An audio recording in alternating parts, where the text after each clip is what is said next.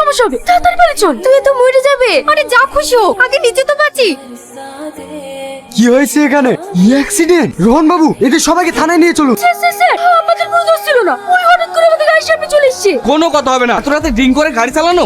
আমরা বন্ধুর বার্থডে পার্টিতে গিয়েছিলাম, তো আমরা ড্রিঙ্ক করিনি। তোমাদের কোনো কথা আমি শুনতে চাই না। তাড়াতাড়ি এই ব্যক্তিটাকে হসপিটালে নিয়ে যাও। 307 M2 murder sir. Section 80 accident case sir. সব ধারা লাগাও। এদেরকে কে বাঁচায় তাই দেখছি। 12 বছরের জেল স্যার। কেউ বাঁচাতে পারবে না। আমাদের লাইফটাই বরবাদ হয়ে যাবে। তোমাদের জন্য একজনের জীবন চলে যাচ্ছে, তোমরা নিজে বাঁচার চেষ্টা করছো। ড্রিঙ্ক করে গাড়ি চালানোর সময় এসব মনে ছিল না? দয়া করে কেস দিয়েন না, এরকম ভুল আর জীবনে হবে না। তাদের যত টাকা লাগে আমরা দেব। আমি ঘুষ খাই না। স্যার ঘুষ খায় না। স্যার যারা তাতে দুয়ের নিচে নামবেন। তুই মানে 20,000 আমাদের কাছে 20,000 টাকা হবে না, 10,000 টাকা হবে। আমি স্যারকে বলে রাজি করাচ্ছি। এবারকার মতো ছেড়ে দিলাম, এরপরে কিন্তু আর শুনবো না। পয়সা দিয়েছি।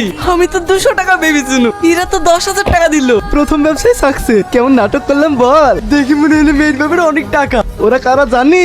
ভারতবর্ষের সবচেয়ে বড় কোম্পানির মালিকের মেয়ে। এই মাল আমাদের পড়াতে হবে। তুই পয়টি যায়, তাহলে আমাদের বড় লোক হওয়ার কেউ আটকাতে পারবে না। আমার কিন্তু অনেক লেগেছে। কালিবিনি তো কটা লিবি রে? তুই তো জুতো পরে আসিস।